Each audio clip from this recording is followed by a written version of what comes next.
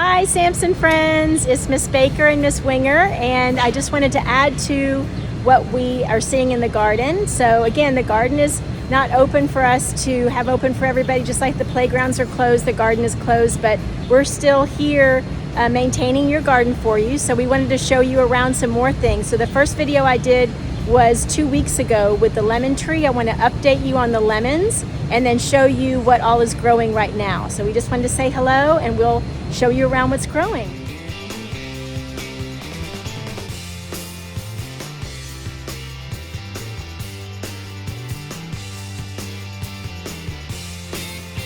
Okay, that was a super fast tour around the garden. Of course, you couldn't see anything I was trying to show you. That was just for fun.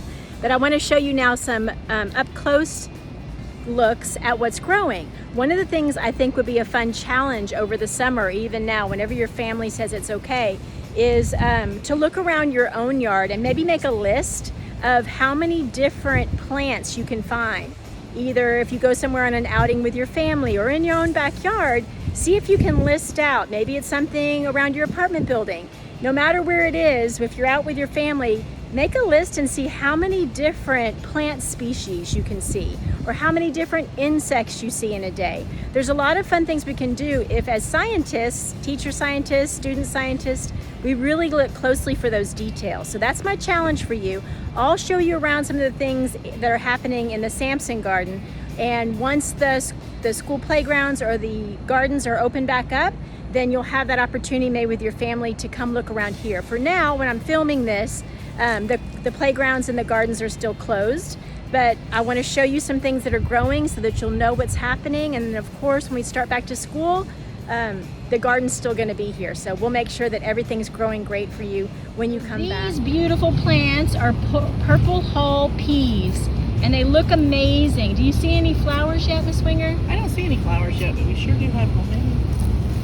Is that one coming up? There's one that's starting to come. So the flowers are where we'll see the pea pod or the bean pod. I guess it's a purple hull pea. So the pea pod will grow just like we saw the sugar snap peas. They'll grow from a flower. So we're looking to see no flowers yet, but all this beautiful green growth. It looks amazing. Here you can see something that looks similar to a tendril, but it's not wrapping around anything, but you can clearly see this part of the plant is kind of reaching up to find sunlight. We've got an issue with a couple crops here that we're noticing. These look super happy. They're very green and they're growing tall, this new growth. But right above the purple hull peas is a tree, this Bradford pear tree. So some of the things we're noticing are some of our plants, like the cucumbers, I'll show you in a minute, are struggling just a little bit because they're not getting enough sunlight. That does not seem to be the case with these, because the plant is showing us that they look great, green and growing new growth. The next crop are yellow squash, and we're looking for the flower, and there it is. So squash flowers bloom in the morning. If they're pollinated, then a squash will grow there. So a yellow squash will grow from that, just below the flower actually is where you'll see. So lots of squash. We're just waiting on the actual fruit. Squash is a fruit because you cut it open, you cut the squash open and seeds are inside. Okay friends, walking over here to your butterfly garden. It is just beautiful right now, but there's so many monarch butterflies. I don't know if you're going to be able to see them in the video. Here comes one right there. They are just swarming around your garden. Of course, we know that milkweed is the food plant. So if you saw our last garden day lesson, the YouTube lesson that we sent, milkweed is the only food plant for the butterflies, but they of course need lots of different nectar as the adult butterfly. So let me tell you the names of a few of these. They happen to all be almost the same shade of purple. So let me turn the camera around and I'm going to talk to you about these plants that are in your garden. This is the Salvia. I believe this one is called Indigo Spires, if I'm not mistaken. There's a number of different varieties of salvia if you wanted to go look to plant these in your garden. Here is a nice carpenter bee right now that's drinking nectar. So salvia. And then over here is Duranta, another beautiful shade of purple. Butterflies and bees absolutely love this one as well. And then over here, oh, there goes those monarchs again, flying right by me. See if we can get them. Here they come. Oh, here comes one. Right over my head. I know you guys did a great job tagging butterflies this year. Over here is the Vitex tree. I'll zoom in on this tree. So many beautiful shades of purple you have here in the Sampson garden.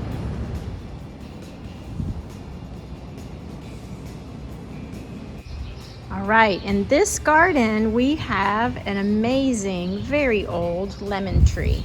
So I want to show you the stem of this lemon tree. Of course, we can't see the roots of this tree, but there is the stem. It's pretty thick. It splits off into two. The roots are, of course, below the soil, but this tree is very old. I would guess that it's probably at least 15 years old. This tree was in my garden, and when I first grew it, it was in this pot. And this pot is now empty, but it's going to have some flowers in it here very shortly. But when we moved it over to this school garden, we moved it out of the pot and into the garden. And so now it's planted in the garden. But this tree, let's see how big it is. It is probably at least 6.5, 7 feet tall. And right now it is just beautiful. It is loaded with not only flowers, let's see if I'll zoom in on this one, that smell absolutely beautiful. The aroma is incredible, but they have also some little tiny lemons growing. So here is, see if I can zoom in, here are the fruit. Those little tiny green balls are the lemons. Lemons are like many other fruit. They start off green and then they turn yellow when they're ripe. Here are some more. This one you can see both, oh, and there's a bee. Some pollination happening right here. So we've got beautiful lemon flowers with the bees pollinating. We've got the lemons that are growing, little tiny lemons. There you can see the center of the flower still attached.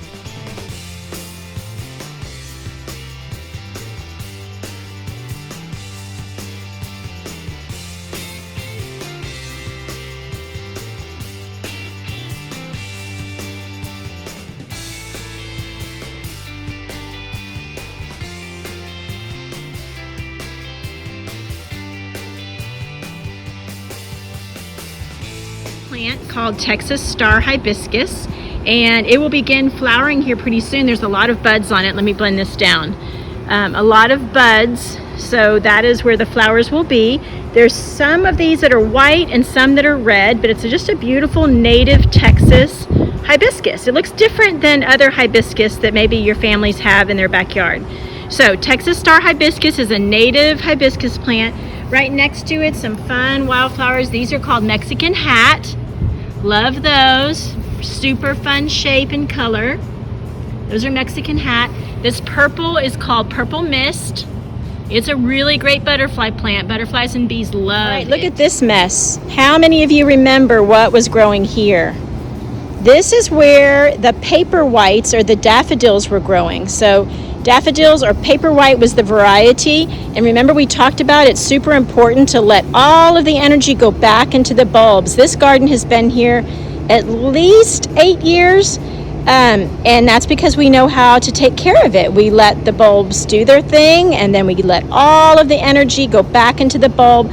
So we have to let all of this a little bit longer. Usually it's the end of May when we finally cut off all the tops. You can see that they're starting to yellow and brown, but there's still some green. So that means leave it alone, let the energy go back into the bulb that's under the ground, and then we can cut all of this off. So of course there's some grass and there's some weeds and some pretty flowers growing here that are weeds, sunflower, but we're going to leave this big mess alone until everything is turned brown, and then we'll cut it off. Okay, Sampson friends, these are sunflowers that are growing, and right now they are starting to bud. So you can see where the flowers are beginning to form. Very cool. These will not be very tall, maybe 3 feet tall, 4 feet tall, but this will be a really great place to collect seeds. So in the next lesson video that you're sent, the Garden Day lesson video, it's going to be about sunflowers. This would be a really great place to collect seed from. So you have to wait until the sunflower is not pretty anymore. It's dried. You'll hear more about that in the next lesson. But the flower head has to dry up and get completely brown. Then you can collect those seeds and save them for replanting maybe in your own yard. So this is a really nice patch. You have a lot of sunflowers here at Sampson. Here's some right here. Let me show you what I'm talking about. So over here, you can't collect seeds if there's any color left. You have to collect seeds once it's completely dry. Okay, so Mrs. Winger is going to harvest your cabbage. Does that look pretty? Yep, very nice. So she's taking some of your harvest and donating it to Cypress Assistance Ministries. Very nice. It looks really good. So each of these cabbage, that looks like an ant pile. I think I see some ants even up underneath. There you go. So we can pull even those outside leaves away, but look how beautiful those cabbages are. I wonder if any of you are still growing a cabbage that you took home. I'd love to know if you guys are still growing cabbage at home. So there's 1, 2, 3, 4, 5, 6 cabbage to donate to the food pantry. That's awesome. Over here we've got some purple mist flowers. The butterfly love those. That's just a really good nectar plant. And then over here, Miss Winger's gonna take awesome this. Onions. Look at that onion. Look at that. Does it have an aroma, Miss Winger? Can't really tell, No? but I'll bet if I cut it open, it Oh, will. I bet so. Some nice greens too. Some beautiful onions. So those are gonna go to the food pantry as well. And then look over here, I wanted to show you a couple things. There are beautiful tomato plants and we're continuing to prune these to keep them nice, but look at the tomatoes that are growing. So they still need to ripen. They're not ready to eat, but the plants themselves look really great. Strawberries. Really great looking tomato plants. It's hard to tell in this video, they're so big. And there's some weeds and grass around them. There's some zinnias. Look at this pretty little pink flower. That's good to have a nectar plant next to where you're growing food because the pollinating insects come and help pollinate, and then they come over to your vegetable or fruit plant and then pollinate those. Here's a strawberry. And then last, let me show you this lemon tree. So the last time I did a video, there was flowers and bees everywhere, but look at how big these lemons have gotten. Now don't get confused. I'm saying lemon and I'm correct. These are lemons even though they're green. Just like those tomatoes are green, when a fruit is growing, many fruits are green and then they turn a different color when they're ripe. So when these lemons are ripe, they will turn yellow. Lots and lots of lemons. Okay, Sampson friends, this is it for today. I'm gonna head out, but I just wanted to show you behind me. Look at those tall sunflowers. So be on the lookout for the next Garden Day lesson. That'll be a YouTube video, just like this one, but it won't be a garden tour. What it'll be is a true garden lesson, and that one is the last lesson that'll be for May. Like I said, I'll continue putting up videos and teaching and showing you what's growing and teaching you tips on how to manage or care for the garden all through the summer.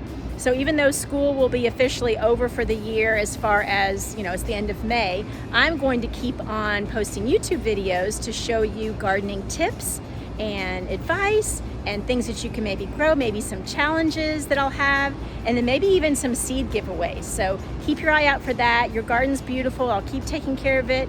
And you have awesome volunteers that are doing the same with helping with water and weeding. So we really appreciate that as well. So I'll see you next time.